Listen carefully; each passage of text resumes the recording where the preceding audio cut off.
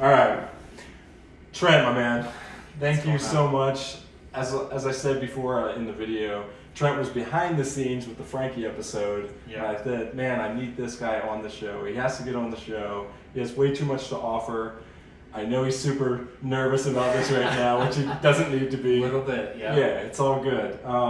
So Trent, just to kick it off, man, a little backstory about yourself, meaning like how many kids do you have? How long have you been a dad? So on so. Yeah, so I've got two girls, age 6 and 3, and then I've got a boy coming in a month now. Oh, wow. 5 weeks, I think we're at now. So T minus. That's yeah, counting down. Counting down. It'll be an exciting adventure, but grew up in Utah and lived here pretty much my whole life, except I did live a year in Oxford, England. But yeah, I don't know what you want to know about. Dude, I didn't even know about that. You were a year in Oxford, England. Yeah, my dad was trying to finish his doctorate degree. He was going to Oxford University, Balliol College there, and he just wanted to dedicate some time there to finishing it. And I'm the youngest, so it was me and my two next oldest sisters. We moved there for a year while he tried to finish that up, and it was a good experience. Loved it. Would have gone back and visited a couple of times. Would definitely visit again, but with no desire to live there again. Yeah. Just too cold and gloomy. We had a heat wave once where it was like 75 degrees for a couple of days, and that was like epic. So, everyone's like in their shorts, like running Yeah. around like crazy. Yeah. That's awesome, man. So, so the two girls, boy on the way. Are you excited? Like, I'm excited. It's gonna be different. I've always resigned myself to the fact that I was gonna have nothing but girls. All my uncles and my brother have had nothing but girls, so family name dies with me if I didn't produce a boy. And I just kind of figured, it was gonna be a girl. So I was really shocked when we found out it was gonna be a boy. Pleasantly surprised, but excited to see how different it is and see his personality.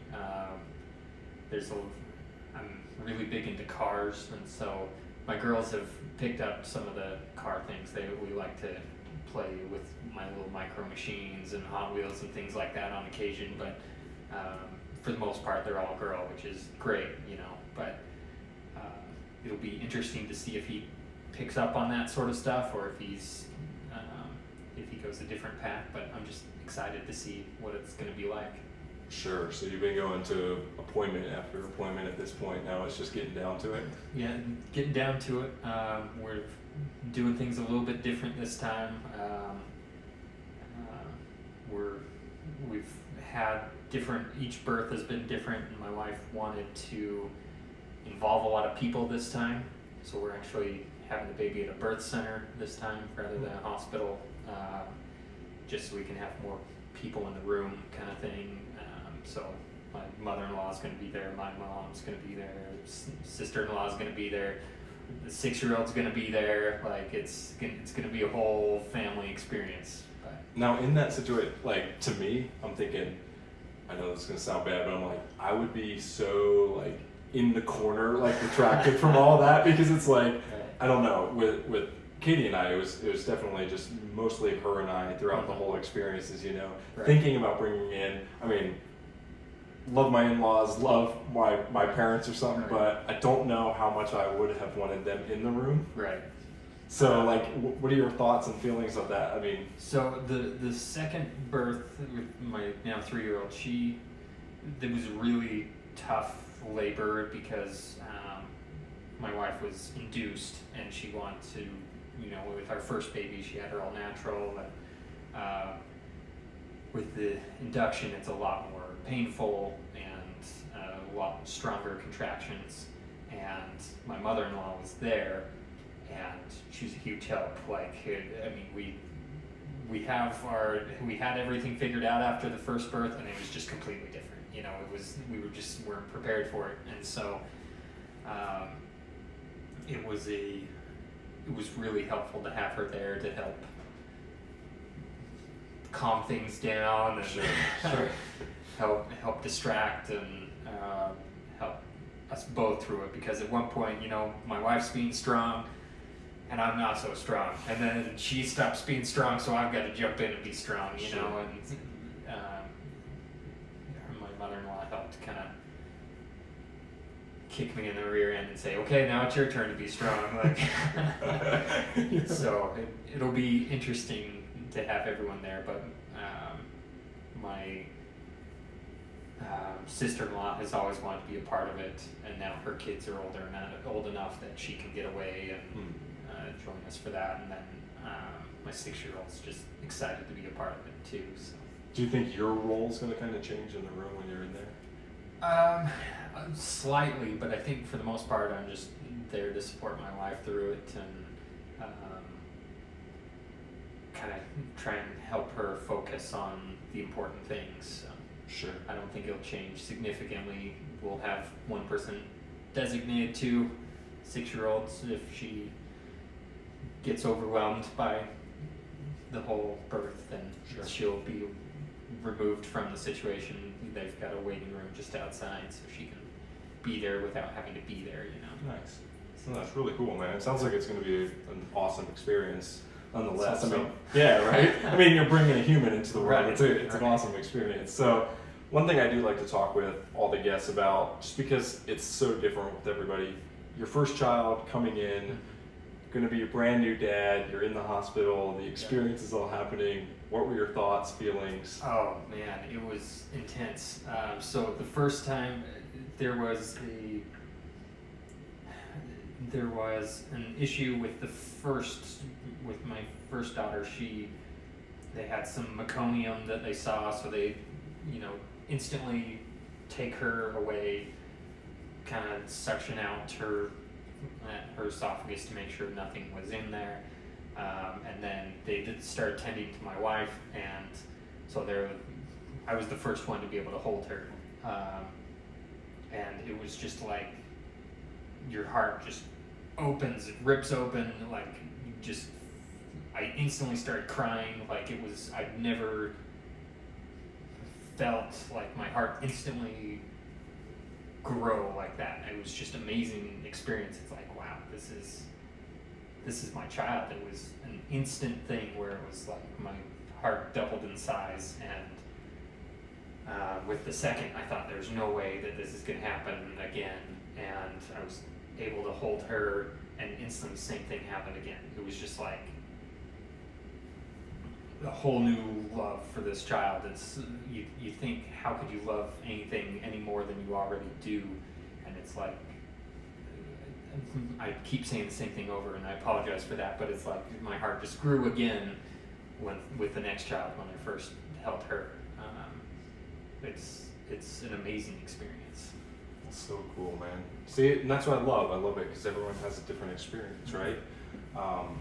So when that reality kicked in of you being a father, though, was there any moments where you're thinking, what the heck do I do? Or did it of just, course. yeah. Still have those. Right. Yeah, there's been countless times where it's like, what am I supposed to do in this situation? And honestly, it's been a lot of just figuring it out on the fly, pulling from experiences growing up, and thinking how my dad, he wasn't always very involved, and so I pull from a lot of those experiences. I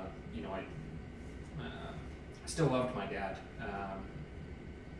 but there's a lot of things that I didn't necessarily agree with they did, so I'll try to learn from that and think, okay, what would my dad have done? What do I want to do in this situation? And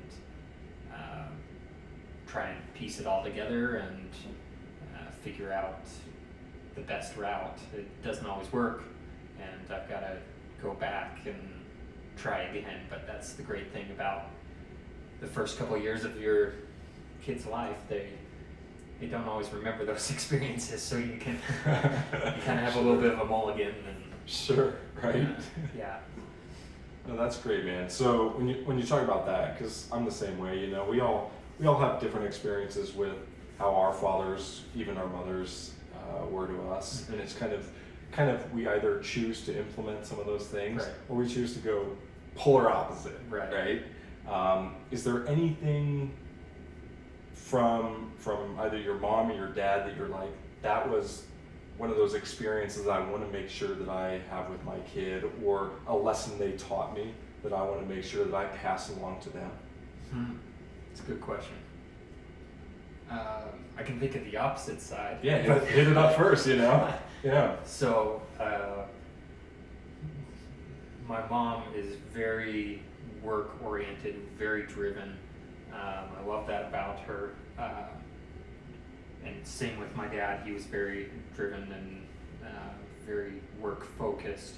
And it was to provide better lives for us. And I appreciate those things that they did. But at the same time, they were never very present. They were always working. They were always, I mean, they still made time to do certain things. So like, I guess a good example is we'd always decorate a Christmas tree together. We'd always take time, no matter what it was. If we had one year, my grandpa on my dad's side was really sick just before Christmas, and he ended up passing away the day after Christmas. And so we delayed Christmas. It was like, we have this thing that we do. You know, my grandpa lived in Oregon, and so my dad was up there quite a bit before Christmas, and it's like, let's just hold off Christmas. Let's wait till that's taken care of, and then we'll do our Christmas. And we ended up delaying it by a few days, but we still were able to all get together and, you know, put our tree up and get it all decorated. And that's been a fun experience that I've continued with my kids. It's like we're gonna all be present. You know, no phones around. We'll have a Christmas movie on or something like that. But everybody helps. Everybody gets to put their ornaments on, and it doesn't always turn out the best because you've got a 2-3-year-old hanging ornaments however they want to. But Sure. It's a fun bonding experience. So that was a good example of something that they did that I really wanted to keep going. Sure. You kind of hit on the fact that they weren't present a lot of the time. Do you find, like, naturally, are you more driven and want to work all the time, and you have to like rein it back because you're like, I don't want that experience for my kids? Or? Yeah. So I can't say I'm as driven as they are in certain aspects, but my wife really helped me get in line. When the first was born, I was still like, okay, I just need to do this, and then this next milestone will happen. I need to do this, and I got focused on those milestones. And when your baby's just a couple months old, they're not doing much. I mean, it's not like you're missing out on a lot of things, but at the same time, you're setting the precedent. And so my wife kind of sat me down afterwards and said, okay, you need to be here. And so I've always dedicated, 5 to 8 o'clock when they go to bed. I need to be there. I need to be 100% focused on them so they know I'm there. Just this morning I went to my 6-year-old. They had a Chinese New Year celebration at school, so they got to dress up and be part of a dragon and go through the halls of the school. It's like my dad would not have come to that, but I need to make sure to make those things a priority. Sure. And again, my wife helps keep me in line on that because it was literally a 15-second thing where they're just passing through the halls. It's like, I questioned it this morning. I was like, do I really need to be there? I could really get some good work done. It's like, no, I need to be there. I need to have my daughter see that I was there, and it was important to me as well. So I love that, dude. I think that's great because ultimately at the end, I think we're all going to be faced with this, what regrets do you have? And that's one that you constantly hear, especially when I was in business school. We'd have these awesome mentors come in. I mean, these guys are like Fortune 500 like CEOs and stuff, you know, and they've made all the money that you possibly want. But they all said they wish they would have spent more time with their family. Every single one of them. It makes you think, Yeah. well, shit. I mean, if these guys are all saying that and they've had the success that I believe I want, Right. then it's got to be, there's got to be some truth behind that. So hats off to you for understanding that and recognizing it, because it's not easy, man. No. And unfortunately, a lot of people, they can't even get away. Their jobs are so demanding Right. that they can't get away. And that's You part know? of the appeal of doing my own thing and not working for somebody else is I have that flexibility. I mean, it requires more work overall, but I can say, okay, I'm going to this parade at school, or I'm taking a little bit of time off to go record a podcast, or Which I appreciate. So it's nice to have that flexibility, so I can focus on my kids, so I can get away for those certain things. Absolutely. So there's two things here that we were talking about, like off camera and off the mic. We were talking about potty training was one, and two, you just listened to the previous podcast and you had some insight. And I just want to hear that because I think this is important for people, and a lot of times, especially just starting the podcast off, people aren't commenting or saying what their thoughts are. And just for people that are listening, the last episode was based off of conditional versus unconditional love, and Trent wanted to play more the devil's advocate on it, which I appreciate, and that's what I want. And I just kind of wanted to hear your insights on that. You're gonna put me on the spot. I did, yeah. You even said in your podcast that this might piss people off, and then I go ahead and take that position. Yeah. Even though it didn't piss me off. Which is this is a good friend, ladies and gentlemen, someone that will bring it to you, which I appreciate. Yeah. So the touching on the potty training thing, I just had. Oh no! Don't go to the potty No, training no. thing. No, come on, You Trent. brought that up I first. know, no, but Go bring to it first. no. We're dealing with the podcast, Trent. All right. So a lot of what I gathered from your previous podcast, and it's not the whole overarching theme of it, but it was not forcing your kids to be a certain way and telling them who they need to be, and I generally agree with that, but you also need to give them experiences and teach them about specific things before you can say, okay, just go out into the world and learn it. Like you mentioned, being a nice person, you've got to teach them what a nice person is and what a not nice person is, and talk about those consequences of both sides. And I think you just can't force a child to be a certain type of person, but you need to explain each side of it, each side of everything, and give them experiences. They can't comment on politics, for example, if they don't know specifics about politics. You can't just say, I don't want you to be a Republican. I don't want you to be a Democrat. I don't want you to be independent. I want you can't tell them to be whatever they want to be without first giving them some background on those sort of things. So we need to. I'm trying to dance around what we specifically what we talked about off camera, but you need to be able to explain each position to help them make an informed decision. So Absolutely. You can't just not do anything and expect them to make correct decisions. Sure. Yeah, we were talking about this, and this is what I love about Trent. Him and I can just be truly honest with each other and just say what's going on.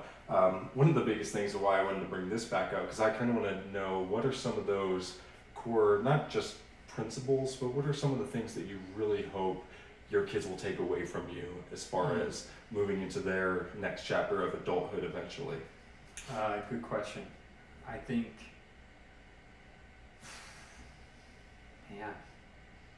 I sit there and think of some of the things that I like, and it's like, wow, I'm really failing on some of these things. But so it's good self-reflection. But I'd like to think that my kids would think that I'm charitable, that I think of others ahead of myself. I'm definitely not there, but that's something I'm striving on to do. I'm trying to make sure other people know their worth. So randomly, just over the last couple weeks, I've started just texting or sending messages to people that I admire and let them know that I like these qualities about them. Because I think a lot of people need some of that stuff in their lives, but it's all about just trying to make the world better. There's so much negativity. There's so much going on that it's easy to get caught up in those sort of things. And whatever I can do to try and shift that in my own little way and within my family to make them be better people, that's what I really want to accomplish. And I think charity is a great aspect of that, a great way to show that you're putting others before yourself, providing service to others. And so fortunately, over the last year, which we talked a little bit off camera about, the dad bod, I started doing Weight Watchers, ended up losing 40 pounds, had to get a whole new wardrobe. And so, I gathered up all my old clothes that didn't fit anymore, and, we talked about different places to take them. We ended up, my kids helped me gather up the clothes and take them to the Good Samaritan Project downtown, where they specifically deal with men's clothes. And so I think doing more of those kind of experiences will help them realize the world is bigger than themselves, and if I can instill that in them, then I think I'd consider that a success. Absolutely, man. I love that. Just on a personal level, even talking about that, testament to you. Like I've personally seen that with you. You are that guy that's willing to jump out there, help someone out, be there, supporting, not trying to be the, hey, this is all me kind of guy. A lot of selfless acts, and I think that your kids are going to see that, and ultimately I think I'm not worried about how they're going to turn out. I would definitely not say a lot. Yeah. I need to be better about No, and we can all grow, right? But I love that concept of you being more charitable, helping others, being more available for others and stuff, and not talking to your kids about it, but showing them that. Right. Like that's kids definitely pick up more on actions than they do on words. Right, that's going to pay back dividends in the parenting bank. And so let's jump back into now. We can jump back into the potty training. We were talking about this. So Jackson, he just turned 3, and I thought he was never going to be potty trained because he just didn't want anything to do with it. We'd be like, buddy, I will get you your favorite candy. Mm-hmm. He loves suckers. I'll give you a sucker every time. And he's like, nah. Then all of a sudden, I don't even know what it was. I think it's because he had a Iron Man birthday, right? Yeah. And I told him Tony Stark goes potty in the big boy potty. So all of a sudden, dude, it was just like done. It was like he just decided he was gonna go, and it's like he's had like maybe a handful of accidents. Yeah. And it's just crazy. I'm like what happened there? Yeah. But so tell me about your experience and what you're going through. Oh man. So with my first, she was like ready to potty train at like 18 months. She was like ready to try it. We had a little bit of success then, and then a little bit of regression. Had a few accidents that kind of made her scared of the concept again. So it was a little bit after 2, and she was good to go.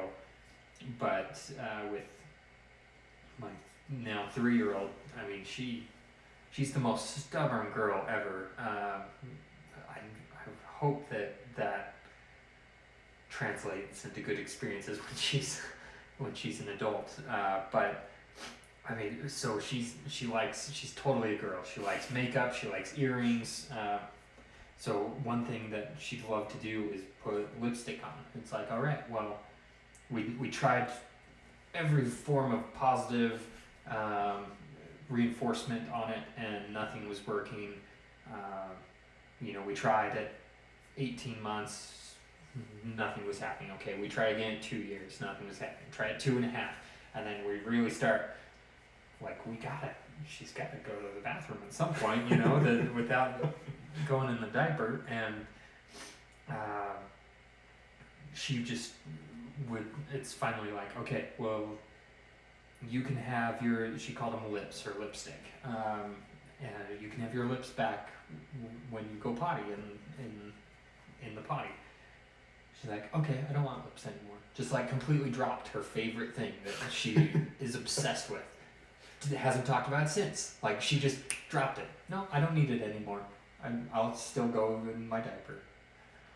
Okay, so next thing is, it's like she loves these clip-on earrings. And it's like, all right, well, we'll get you clip-on earrings. And she's like, no, I don't need clip-on earrings anymore. And then my mom ended up giving her some clip-on earrings. And it's like, all right, you can have these back when you go potty. Nope, don't want them anymore. Doesn't care about them anymore. Like, are you kidding me? Like, this kid is just not motivated by anything. Food, candy, her jewelry, her lipstick, her makeup, whatever. Doesn't matter. She was not going to go to the bathroom without her deciding she was going to go.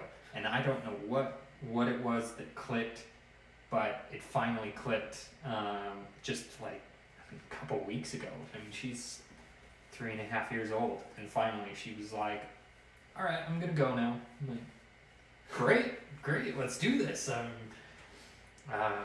She loved the big kid underwear. Another thing, she would not be motivated by that. She just, I don't know, but she just decided one day, I'm gonna go to the bathroom, and it's like, all right, well, great, she's been great. I only had like 1 or 2 accidents.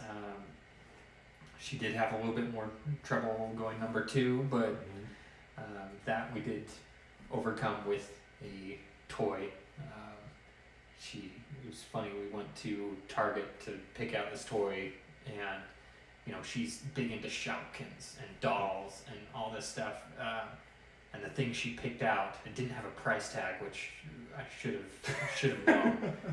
But she ends up picking out this talking dinosaur, like just way out of left field. I'm like, all right, we go from toy to toy, and it's like, okay, do you want this more than this? Yeah. And she decided that she found this dinosaur, and nothing could trump this dinosaur. It ended up being $50. But I would not have committed to that at the time, but we end up scanning it. But now you're at the register, and you're like, oh. All right, well, I guess we're getting this. But yeah, it was a good experience. But since then, she's been pretty good, and so it's sometimes you can try anything, and your kids are just gonna do what they're gonna do. Yeah, it was like all your ammo was getting taken away. Yep. Like all the things that you thought were this is it, this is sealing the deal. Yep. She just threw it back at you, like she I don't hostage need it. negotiated you, like nope. I'm not even dealing. You're like, oh my gosh. Which sometimes doesn't it feel like you're in like a hostage negotiation with these children? Oh yeah. Like there's no rhyme or reason. Right. And you're like, you are keeping me so on my toes, Yeah. As my wife put it, my wife is very stubborn as well, and she's like, she broke me. She's like, I can't do this. She's out stubborned me. Right. So, yeah. It's so crazy. So like you think about that. I mean, potty training, everybody goes through it. Which one, never in my life did I think like trying to teach another human being to go to the bathroom on the toilet was going to be so challenging or something I would ever do. Yeah. I knew I'm going to have kids, but you don't really process any of that. You're thinking, I'm going to have kids, and we're going to go out and play, we're going to do all these cool things. Not like, we're going to sit there and you're going to be screaming on the floor just to go into the bathroom. It's like, what's happening here, So it is a really, really interesting thing. But you've had, after the second kid, which is funny because my first one was the same way. Cranked it out, like no problem at all. Second one, I thought this is never going to happen. So you got a third one coming, Yep. and you might wait till he's 4, 5. You never know, or he might be the Right. 15 months in. You never know, right? I think it's going to be an interesting experience because my sister-in-law has 4 boys, and it's just it's crazy to watch all them go through that process, and it's like I'm not looking forward to the lack of aim that Oh, yeah. Oh, yeah. a 2-year-old has that you gotta constantly clean up. But yeah, it'll be an interesting experience. When we were first going through it, I haven't shared this story yet, but with Jackson, we thought he's starting to do it now, and it's all good. And he's like, okay. And he sat on the toilet, and he was like, I'm done. I'm like, you sure, buddy? You sure? It's like, yeah. Well, we go to get in the big bath, and all of a sudden it's like waterfall time, and he's shooting it all, and they're laughing. My other son's in the tub, he's laughing. I'm thinking, you're sitting in a bath full of urine now, dude. You need to get out. They're all thinking it's funny. Katie, I think, was even laughing. I'm the only one out of everybody, which you would think I'd be the one laughing with them. See, and I was like, no. I'm like freaking out, like, you're getting nasty. Get out of the tub. and that's something credit to my wife. I wish I could be more like that, where I'd be the exact same way. It's like, no, stop, get out. You don't realize what you're doing. My wife will be laughing. My kids will be laughing. Yeah, I need to chill a little bit on those things. But yeah, it'll be a fun experience. Right. Kind of with that, do you feel like with your parents, were they more lax with you on things, or do you think they were a little more like rigid? I'd say they were more lax, being the youngest of 6, and then them being very career focused. I don't want to. I'm trying not to make it come across as I think my parents were bad, because Sure. they really weren't, but they just weren't as present, and so I had to figure out some of those things on my own. I remember I taught myself to ride a bike. Like they were working. I was 5 years old, and I was like, you know what, I'm just gonna ride a bike. So I grabbed a bike that we had in the garage, and I just remember sitting there cranking on the pedals and trying to figure it out until, I figured it out. And it was, just a couple hours where we were at the end of a cul-de-sac. So I just sit there in the circle and I just pedal until I could figure it out and get it balanced right. Fortunately, I never really fell, but, I had to keep catching myself as I was trying to do this. But that's one thing I don't ever want to miss, and that's something I want to be there for. And sometimes those things don't always happen as according to plan. My wife says, let's go out and ride bikes, and I think I missed the first time my daughter rode a bike. I was, home within an hour or two after that, but so it wasn't like I was gone, but there definitely was a lot less oversight, I'd say, when I was growing up on some of those things. Which could play, also into the fact of why you're more just independent, self-starter, self-motivated and driven, which is, it's kind of those things that Tony Robbins actually has that Netflix series. Yeah. And it's like him talking, he had a line in there that I've probably said before on the podcast, but it really resonated with me. He said, everyone plays the exact role they're meant to play in your life. Mm-hmm.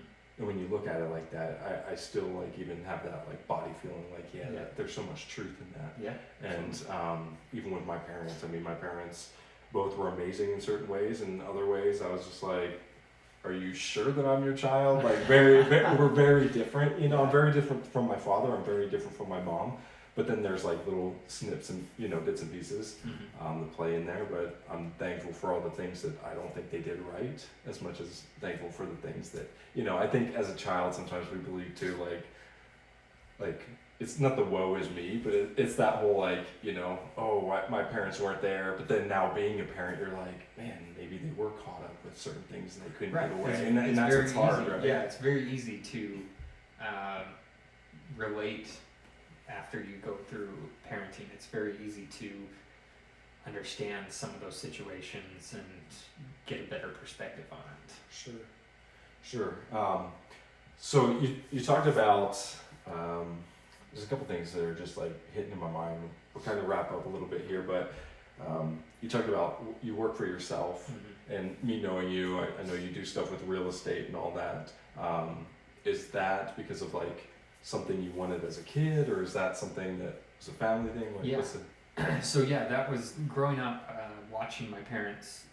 They were both entrepreneurs, and I liked the freedom that they had, and liked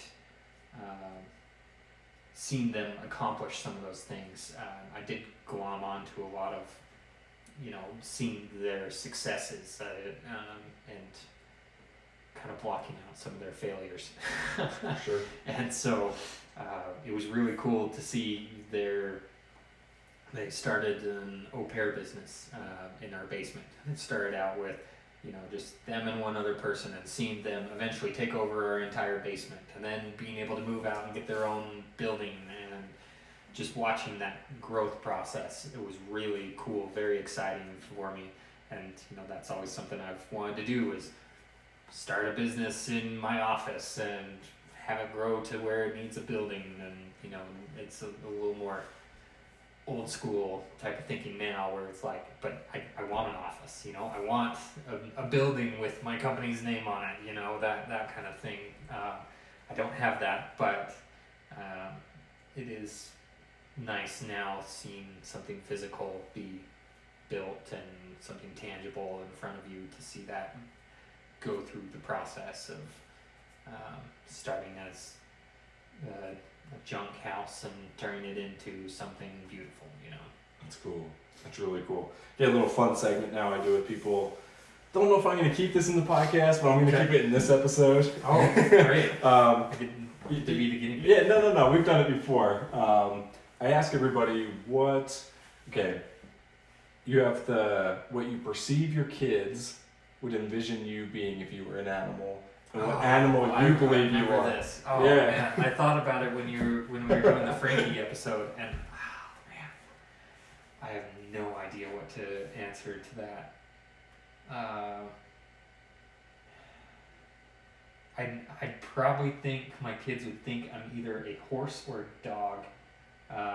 We play a lot where I'm a horse, and they ride on my back and Sure. go around, so they probably have a fair amount of experiences with that. But my kids love playing cats and dogs, and usually I'm the dog, and I like to think of myself as loyal, like a dog is, but I'm definitely not the fierce bear or lion or anything like that. I'm definitely a little more timid and definitely shy until you get to know me. So that. But see, I think that plays into your strengths, though, man. Like, honestly, we were talking about this. I think I even hit on it. I don't know if it was just in the video segment of that last podcast or actually in it. I was talking about the fact that like the alpha male. Like I said, like, you don't have to be that alpha male to be a good dad. Right. Like, that's not what it's about. If you are that alpha male, right on, whatever. That's just who you are. There's nothing wrong with that. Right. But the whole thing is being who you are, because you're being exactly the dad that your kids need you to be, and not trying to become any other version of yourself than just who you are. Yeah. So I think that goes back to the dog and the loyalty thing, and I think that that's spot on. Billboard. Yeah, billboard. You know this was coming. If you're gonna have a quote and then it said Trent Bray under it, what would that be? And then one where your kids would see it and be like, they wouldn't have to see that it says your name on it. They'd be like, that's my dad. Oh man, it's probably not something that speaks well to my character, but trying to think. When it comes to mind is, all right, let's settle down now. Like, it's just trying to calm everything down, because they can get a little crazy, and that's just definitely not my personality. So I might have to come back to that. Yeah, I like that though. I like that. Like, come on now, everybody, settle down now. I think it's great. Like, that's what the whole purpose. Or something along the lines of, okay, a little bit quieter now, a little bit quieter. My 6-year-old, very, when she gets excited about something, she'll talk really loud, and my 3-year-old just then has to amplify that to talk over her, and I'm just not that type. Like, even my wife can be that way too. She'll tell you it took a lot of time to get used to me being married, because when she's in an empty movie theater, her first instinct is to talk louder, to project to the front of the screen, even though I'm sitting right next to her, and it's like, let's just keep it at a reasonable level. I'm right next to you. I don't need to be yelled at. And my kids have picked that up too. Let's project, let's amplify, and I'm still a little gun shy and that sort of thing. It's like, I'm right here. You don't need to be so loud. We're talking across from each other, you know. Anyway. I love that. Yeah. So final thing, Trent, if you were to just give some advice to other dads, current dads or dads to be, what would that advice be? So one thing that I've implemented over the last 2 years or so, year and a half, something like that, is one-on-one time with your kids. Every Thursday I will take a kid out, just us one-on-one, and incorporate my wife into that too, so we can have regular date nights. But we have our daddy-daughter date night every Thursday, take a different kid out and go do something of their choosing, and then just be there with them, be on their level. My 6-year-old loves going to what she calls the ticket place, where you, it's All-Star Lanes in Draper, where they've got a bunch of games where you win tickets, and I mean, it's hard for me to do in the fact that I just dropped $25 for them to win a dollar store item, but it's just the experience. They love it. They have so much fun doing things like that, and it's all about the bonding. So I would say carve out time for one-on-one time with your kids on a regular basis. Love that, dude. Love it. As always, Trent, it's a privilege not only being a friend of you, but like having you on the show, man. It was awesome. See, it wasn't even that scary, was it? And it didn't go as poorly as I thought it would. As I thought I would do. So.